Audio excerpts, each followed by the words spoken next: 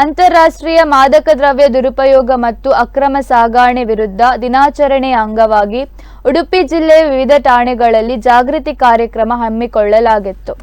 ಮಣಿಪಾಲದ MAHE Kamala AV Baliga charitable trust Mumbai, doctor AV Baliga memorial hospital Udupi, department of PU education Udupi ಹಾಗೂ ಉಡುಪಿ ಜಿಲ್ಲಾ police ವತಿಯಿಂದ ಮಣಿಪಾಲ ಜಾಗೃತಿ ಹಮ್ಮಿಕೊಳ್ಳಲಾಗಿದ್ದು, ಪೊಲೀಸ್ ಅಧೀಕ್ಷಕರು ಉಡುಪಿ ಜಿಲ್ಲೆ ಇವರು ಮಾದಕ ದ್ರವ್ಯ ಜಾಗೃತಿ ಬಗ್ಗೆ ಮಾಹಿತಿ ನೀಡಿದರು.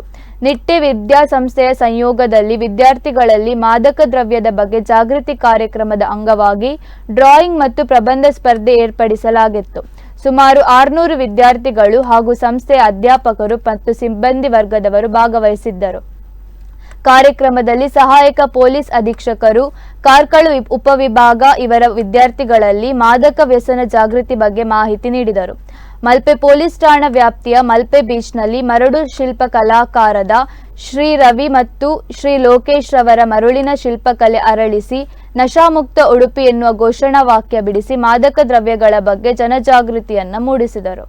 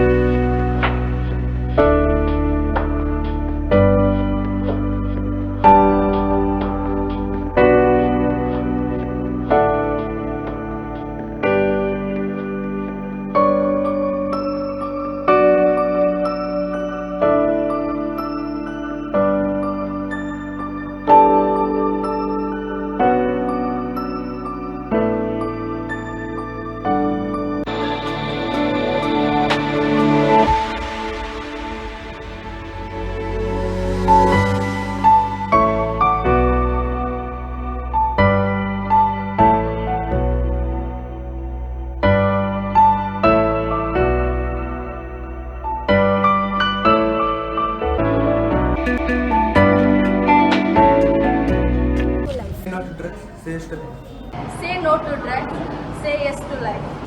Say no to drugs, say yes to life. Say no to drugs, say yes to life. Say no to drugs, yes to life. Say no to drugs, say yes